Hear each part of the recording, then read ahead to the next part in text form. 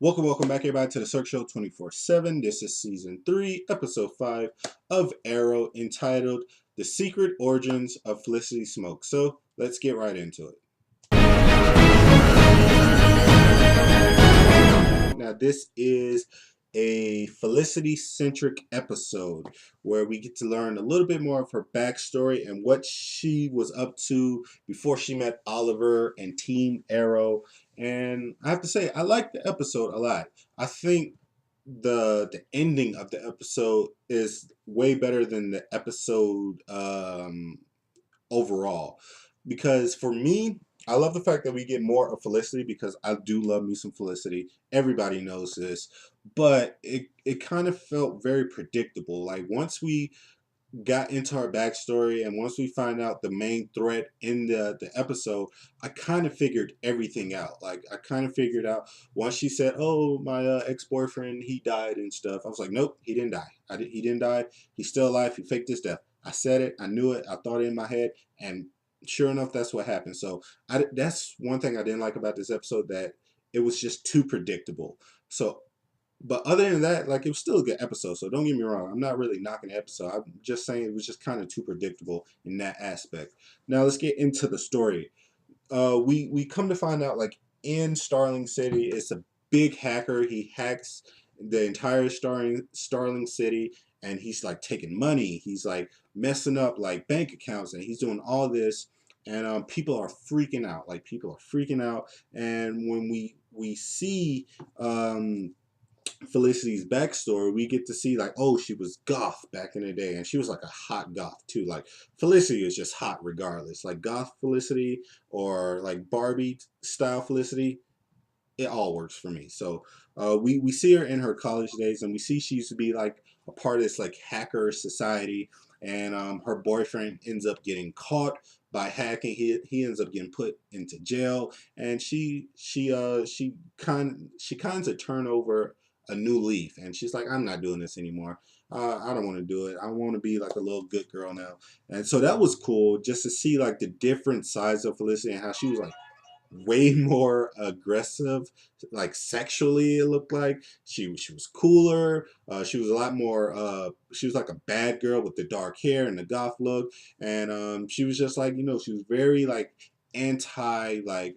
Or she was very pro like hacking stuff to help people, and I like the way she said it was like her first attempt at being a hero, like a superhero, and that was cool because you see that she wasn't hacking to do bad things. She was just hacking to like give people like opportunities and like hack like student loans and get like kids out of their debts and stuff like that. So that was cool. But she ends up developing this very super virus that they call it in this episode, and that plays a factor 5 years later into the future with the hacking going in Starling City, and she finds out that the hacking is her own hacking. So that was really cool to find out too, that it was her own hacking, and we thought it was like her old roommate. It wasn't her old roommate, and that's why I was like, well, if it's not the old roommate, it's got to be the boyfriend. And that's where I started putting everything together, and that's where it kind of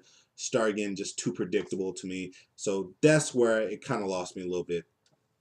But what I did love in this episode too, was the introduction to Felicity's mom and how she looks just fantastic. And man, she's got some good genes on her. I tell you that much. I do.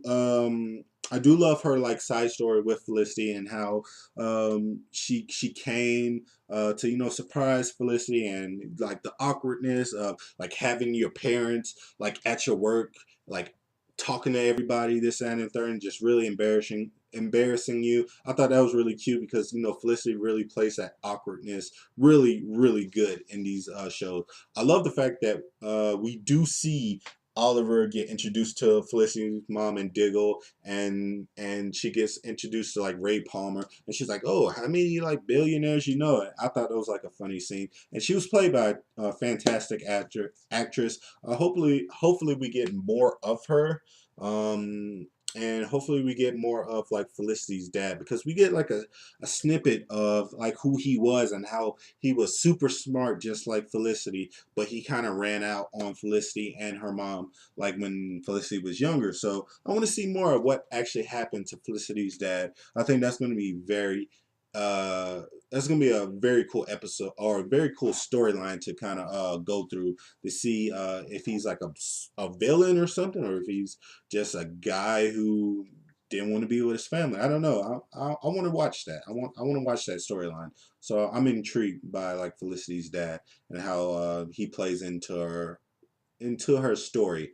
Um, One thing I still love, and I keep hammering this home, is I love the banter between Felicity and Ray Palmer. I think she's getting more comfortable with him.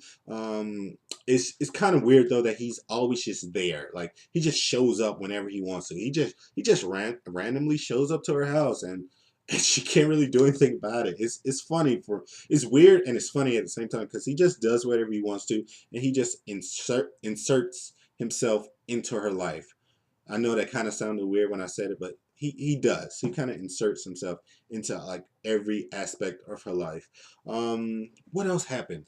I, I know some more crazy stuff happened. I know we're gonna get to the big thing, but I do still love what they're doing with Laurel. I do love what she's doing with like Wildcat, and she's training now. She's opening up to him, and she's like telling him like why she's so angry and why she's so distraught and what's really going on in her mindset, because she still can't tell her dad.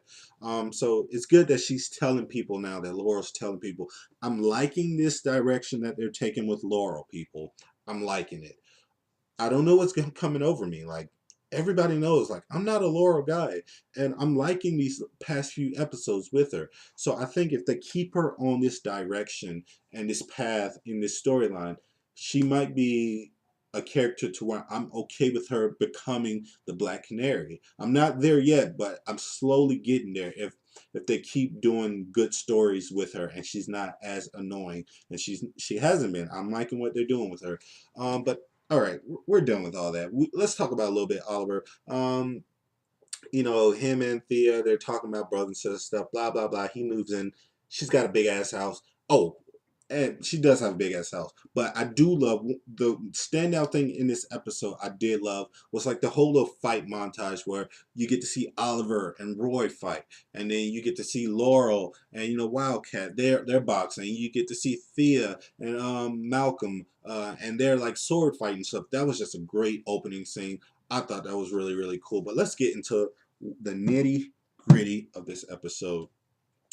We Throughout this episode, we're finding out that Roy's just been distraught. He's been kind of off his game. It felt like he was thinking about stuff too much, and we see that he was the one that killed Sarah. And man, that was a shock. Like if you would have saw me and my friend's face and how we were when we saw that, that was crazy, and that just took everybody by surprise, because everybody had like these crazy theories. Well, not even crazy, they were just like theories that made sense. Like, well, maybe Malcolm killed Sarah, or maybe Ra's al Ghul killed Sarah. Nope, none of that crap. Roy killed Sarah. We don't know why.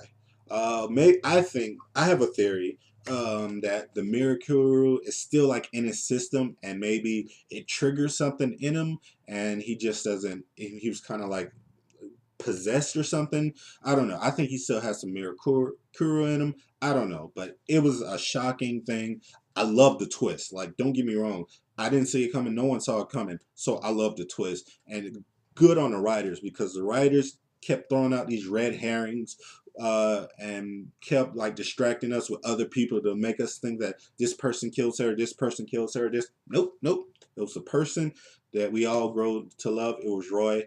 And man, that was a crazy ending, and I really liked the ending. So overall, what do you guys think about this episode? Did you like the ending? Do you like the stuff that they're doing with Laurel? Do you love the backstory of Felicity? Do you want to see what's going on with like Felicity's father? Do you like the Ray Palmer stuff with Felicity? Did you think Felicity's mom was a hot mama? Man, let me know. Comment below. And as always, this is the Cirque Show 24/7. Be easy.